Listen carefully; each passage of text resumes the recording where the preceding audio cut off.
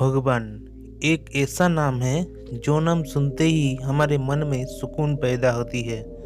हम सब ने बचपन से एक शब्द सुना, भगवान। घर के बड़ों से हमने सुना कि भगवान ऊपर रहते हैं, वो बहुत शक्तिशाली है, उन्होंने हम सबको बनाया है और अगर हम कोई पाप करते हैं तो भगवान हमें उनकी सजा भी देते हैं। तो कौन है ये भगवान? वो जो मंदिर में रहते हैं या जो ऊपर रहते हैं? जब भगवान एक है तो वो दो जगह यानी मंदिर से भी रहते हैं और ऊपर भी। ऐसा कैसे संभव है? और मंदिर में तो बहुत सारे मूर्तियां हैं, तो इतने सारे भगवान हैं क्या? और अगर मंदिर में भगवान की मूर्तियां हैं तो इतने सारे भगवान हैं क्या? और अगर मंदिर में भगवान की मूर्तियां हैं तो हम उन्हें देव देवता क्यों कहते हैं? यानी इन मूर्तियों को भगवान भी कह सकते हैं और देवी देवता भी। और अगर मंदिर में रखी हुई मूर्ति को अंदर भगवान है तो फिर हम पीपल, नीम, बरगद, तुलसी आदि पेड़ों को पूजा क्यों करते हैं? ये भी भगवान है क्या? हम गंगा, नर्मदा, जमुना इन नदियों को पूजा क्यों करते हैं? ये भी भगवान है क्या? हम आकाश, धरती, सूरज, चांद, ग्रह की पूजा करते हैं, ये भी भगवान है क्या? अगर ये सब भगवान है तो ये सब तो हमारे सामने हैं, तो फिर हमारे घर वालों ने हमसे ये क्यों कहा कि भगवान ऊपर रहते हैं? है ना बहुत सारे कंफ्यूजन। अब कैसे पता लगा जाए कि भगवान कौन है और हमको किसकी पूजा करनी चाहिए? चलिए एक छोटी सी कहानी के माध्यम से इसे समझते हैं। एक बार एक माता मिली, बड़ी भक्ति भाव वाली थी। रोज नियम से मंदिर जाती, सुबह शाम घर पर भगवान की पूजा करती। उनका एक 17 साल का बेटा था। वो अपनी माँ को रोज भगवान की पूजा करते देखता, तो उसने एक दिन अपनी माँ को पूछा कि माँ, हिंदू धर्म में इतने भगवान क्यों है? क्रिश्चियन और एक ही ईश्वर होते हैं।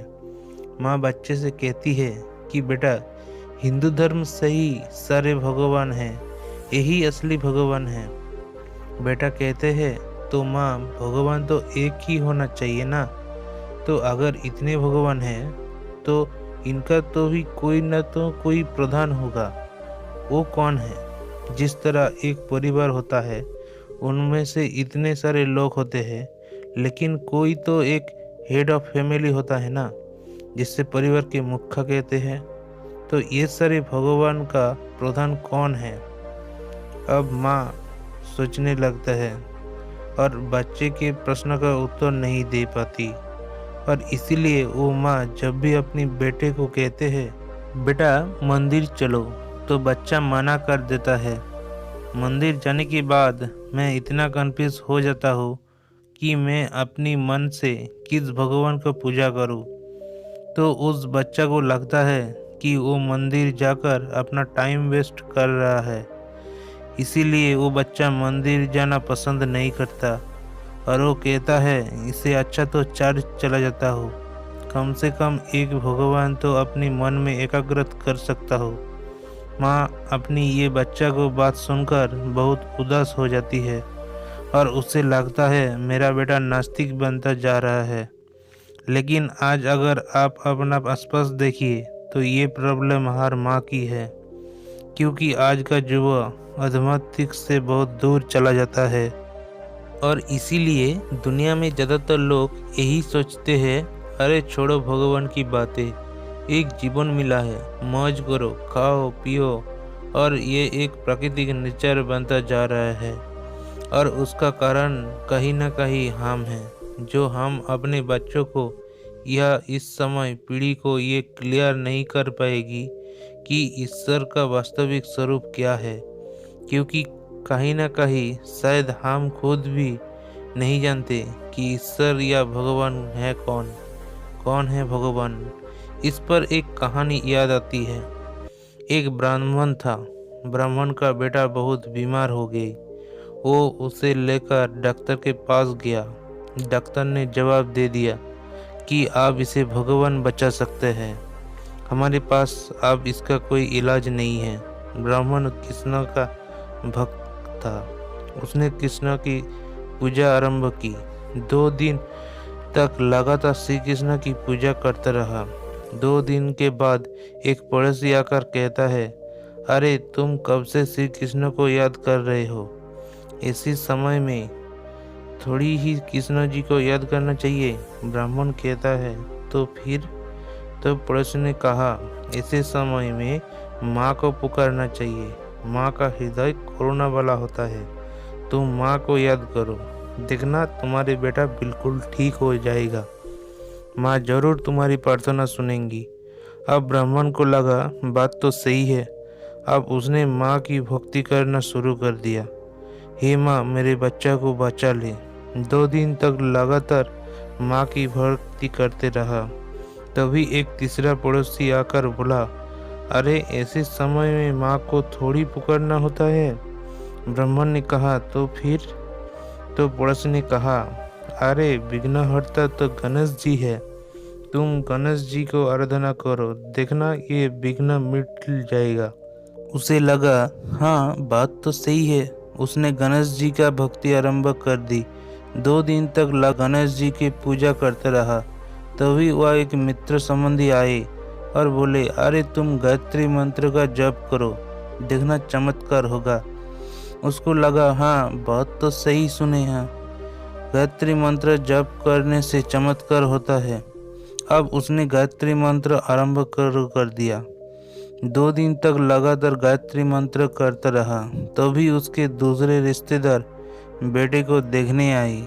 उन्होंने कहा, अरे संकट मोचन तो हनुमान जी है, तुम हनुमान चालीसा करो, देखना ये संकट तक काट जाएगी। उसको लग रहा था, हाँ बात तो सही है। अब उसने हनुमान चालीसा शुरू कर दिया। 2 दिन तक लगातार हनुमान चालीसा करता रहा। तभी ब्राह्मण की पत्नी को किसी ने बताया कि पड़ोसी गांव में एक बाबा जी आए हुए हैं। वो एक ऐसी विभूति देते हैं जैसे आसानी में बीमारी दूर हो जाती है। बच्चों को लेकर वह जाओ। वो अपने बच्चों को वह लेकर गई, विभूति खिलाई, घर ले आई। 2 दिन के बाद बच्चा मर गया। कारण क्या रहा? इतनी भगवान को याद किया, इतनी मंत्र जपी, फिर भी किसी ने बचा नहीं पाया। क्यों? शायद विश्वास ही नहीं था। जिसने जो कहा ब्राह्मण ने वो करना शुरू कर दिया। क्या उसको विश्वास कहेंगे? जब विश्वास भी ऐसा है जिसका कोई आधार ही नहीं है, तो इस विश्वास से प्राप्ति क्या होगी? इसीलिए आज भगवान को याद करने के बाद कहीं न कहीं मन में एक संशय आता है कि मैंने भगवान को ये बात कही, उनको याद किया, परंतु पता नहीं भगवान ने मेरी प्रार्थना सुनी होगी या नहीं। और इसीलिए हमने अपने मंदिर में भी सारे देव देवताओं की मूर्ति रख दी है। सबको दिया धूप बत्ती दिखा रहे हैं। अब सब में जो सही है वो प्लीज़ मेरी प्रार्थना स्वीकार कर लेना। अब जहाँ विश्वास ही ना हो, वो ये विश्वास ही एक सय के ढेर पर हो, तो प्राप्त क्या होगी? इसीलिए घर में भी सारे देव देवताओं की चित्र रखी हुई होते हैं। मंदिर में भी यही बात होती है। तो आखिर सत्य क्या है? तो सत्य को समझना बहुत जरूरी है। कुछ लोग कहते हैं प्रकृति परमेश्वर है, कुछ का कहना है आत्मा सो परमात्मा, कुछ कहते हैं ब्रह्म ही ईश्वर है, कुछ का मानना है कि भगवान सर्वव्यापी है, तो कुछ कहते हैं वो निराकार है, ना नाम है, ना रूप है, ना आकार है। तो कुछ तो ये कहते हैं ये सारे देव देवता परमात्मा है। अरे हाँ, कुछ लोग यह तक भी कहते हैं कि ईश्वर जैसा कुछ है ही नहीं, और अगर सचमुच ईश्वर है तो सबूत दीजिए। अब आप खुद ही सोचिए, जब हम परमात्मा के अस्तित्व से जुड़ी इतनी बातें सुनते हैं तो हमें कन्फ्यूजन होगा या नहीं होगा? बताइए। और हम भी यही सोचेंगे, आखिर इन सब में सत्य क्या है? क्या ये सभी सत्य है? इनमें से कोई एक सत्य है? ये सत्य कुछ और है जिसको अभी तक हमने समझा ही नहीं। सत्य तो एक होना चाहिए ना, क्योंकि ये सारे बातें एक दूसरे का खंडन करती है। क्या आपने 5 सूरदास की कहानी सुना है? आज की इस टॉपिक पर वो कहानी बिल्कुल फिट बैठती है। तो कहानी कुछ इस प्रकार है कि एक बार 5 सूरदास को कहा जाता है, आप सभी हाथी कर जाइए और जाकर देखिए हाथी कैसा होता है। वो पांचों थे तो नेत्रहीन, जा गई हाथी घर हाथी देखने। पांचों के करके हाथी को छुआ और टटोल कर हाथी को देखा। अब जिसको हाथ जो आया उसने हाथी को वह समझाया। एक के हाथ में हाथी का पैर आया तो उसने कहा हाथी थंबे जैसा है। जिसके हाथी पीठ आई तो कहा दीवार जैसा है। एक के हाथ पूंछ आई तो कहा रश्मि जैसा है।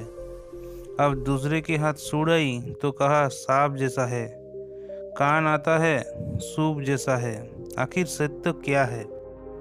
क्या ये सभी सत्य है? क्या इनमें से एक सत्य है? यह सत्य और कुछ है जब वो देख नहीं पा रहे थे। अब इन पांचों सूरदास को कहा जाता है कि आप उसे छोटे सूरदास को जाकर बताइए कि हाथी कैसा होता है। अब एक एक कर सभी सूरदास एक एक बाद नंबर से जाते हैं और छोटे सूरदास को जाकर अपने हिसाब से हाथी को व्याख्या देते हैं। पहला सूरदास कहते हैं, देखो भाई, हाथी एक प्राणी है जो लंबी लंबी थंबे जैसा है। दूसरा जाकर बताते हैं, देखो भाई, हाथी सीधा सीधा दीवार जैसा है। तो तीसरी कहते हैं, देखो हाथी एक ऐसा प्राणी है जो गोल गोल रस्सी जैसा है। चौथा कहती है, हाथी बिल्कुल लचीला सांप जैसा है। और पांचवा कहते हैं, हाथी बड़े से सूप जैसा है। अब एक एक कर पांचों की बात सुनकर यही छोटे सूरदास क्या समझेगी कि हाथी कैसा है, क्योंकि पांचों ने एक हाथी के बारे में अलग अलग बात बताई है। तो आखिर सत्य क्या है? लेकिन फिर भी वो विश्वास कर लेता है कि आखिर पांचों ने महसूस तो किया है। वो झूठ थोड़ी ना बोल रहे होंगे। होगा कोई ऐसा प्राणी जो घड़ी घड़ी रूप बदलता होगा, तो वो विश्वास कर लेता है। अभी ये छोटो सूरदास को कहा जाता है कि वो सामने एक साधुआ सूरदास बैठा है। अब ये जाकर बताइए कि हाथी कैसा होता है। अब ये छोटा सूरदास जाता है साधुवे सूरदास के पास और उसे बताते हैं कि देखो भाई, मैंने तो महसूस नहीं किया है, लेकिन पांचों ने जो महसूस किया है वो मैं तुम्हें बताता हूँ कि हाथी एक प्राणी है जो बहुरूपिया है, घड़ी घड़ी रूप बदलता है। कभी तो वो थंबे जैसा है, तो कभी तो दीवार जैसा है, कभी सांप जैसा है, कभी रस्सी जैसा है, तो कभी पंखे जैसा होता है। तो वो 7 सूरदास जो थे वो बहुत बुद्धिमान थे। उसने कहा, देखो भाई, कोई बहरूपिया हो सकता है, मान लिया, लेकिन वो पूरा का पूरा स्ट्रक्चर चेंज कर लेता है, ऐसा थोड़ी होता है। तो उस छोटे सूरदास ने कहा, भाई, उन पांचों ने महसूस किया है ना, तुम्हें मानना है तो मानो, नहीं तो छोड़ दो। साधुआ सूरदास कहता है, कोई कहता है तो ठीक है, लेकिन अपने विवेक से तो काम लो। हो सकता है उन्हें कुछ गलत फहमी हुई हो, वो कहीं किसी पॉइंट पर गलत हो रही हो। तो छोटो सूरदास ने कहता है, तुमको मानना है तो मानो, नहीं तो जाने दो। मैं तो मानता हूँ कि हाथी ऐसा ही प्राणी है। तो साथियों, कहीं हमारी हालत इस सूरदास की तरह नहीं हुई है? हमारे ऋषि मुनि अपने अनुभव के आधार से ईश्वर की आराधना की, तपस्या की और ईश्वर के कई गुणों की महसूस किया। उन्हें ईश्वर के विषय में मनुष्य को वो कहने से प्रयास किया। किसी ने प्रकृति में कुछ महसूस किया तो कहा प्रकृति परमेश्वर है। किसी ने किसी आत्मा से कुछ प्राप्त करी तो कहा आत्मा ही परमात्मा है। किसी ने निराकार से कुछ अनुभूति की तो कहा ईश्वर निराकार है। किसी ने साकार इष्ट देवताओं से कुछ प्राप्त की तो कहा यही ईश्वर है। लेकिन सत्य क्या है? तो नेत्रहीन तो हम सब हैं, क्योंकि भगवत गीता में भी श्री कृष्ण ने यही कहा है, हे अर्जुन, तुम मुझे इन चर्म चक्षुओं से नहीं देख सकते, मुझे केवल ज्ञान के चक्षुओं से देख और समझ जा सकते हैं। यानी ईश्वर देखने की चीज़ नहीं है, बल्कि उन्हें समझने की, अनुभव करने की आवश्यकता है। और जो सूक्ष्म होता है उसे अनुभव करना थोड़ा मुश्किल होता है। इसीलिए ईश्वर के बारे में इतना ही भ्रांति फैल गई। तो परमात्मा कौन है? इस विषय पर आप भी विचार कीजिए, क्योंकि ईश्वर उसको कहा जाता है जो सर्वधर्म को मानता है, जिसको सभी धर्म वाले ईश्वर के रूप से स्वीकार करे। ये नहीं है कि हिंदू का अलग है, मुसलमान का अलग है, क्रिश्चियन का अलग है। ईश्वर एक है, परमात्मा एक है। दूसरी बात, परमात्मा उसको कहेंगे जो सर्वोच्च शक्ति है, जिसके ऊपर और कोई नहीं है, जो सभी का माता पिता बंधु गुरु शिक्षक रक्षक हो। उसका कोई माता पिता नहीं हो सकता है।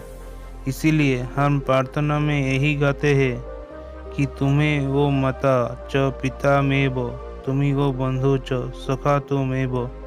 यानी कि सर्व संबंध उस ईश्वर से जोड़ सकता है। वो सर्वशक्ति है। परमात्मा जन्म मृत्यु के चक्र से भी बड़े है। ना उनकी देह है, ना देह की संबंध। अजन्म अकाल मूर्त, जिसे काल भी नहीं खा सकता। अकर्ता अभोक्ता, वो इस संसार के सभी चक्र से बड़े है, जो सर्वशक्तिमान है। तो परमात्मा के सत्य स्वरूप के जानने के लिए, परमात्मा को जानने के लिए केवल एक ही विधि है, और वो है योग। योग करे और खुद परमात्मा को महसूस करे, परमात्मा के सत्य को जाने। तो दोस्तों, ये कहानी से आपको क्या सीख मिली, कमेंट करके ज़रूर बताइए। और इस तरह कहानी पाने के लिए इस चैनल को ज़रूर सब्सक्राइब कीजिए।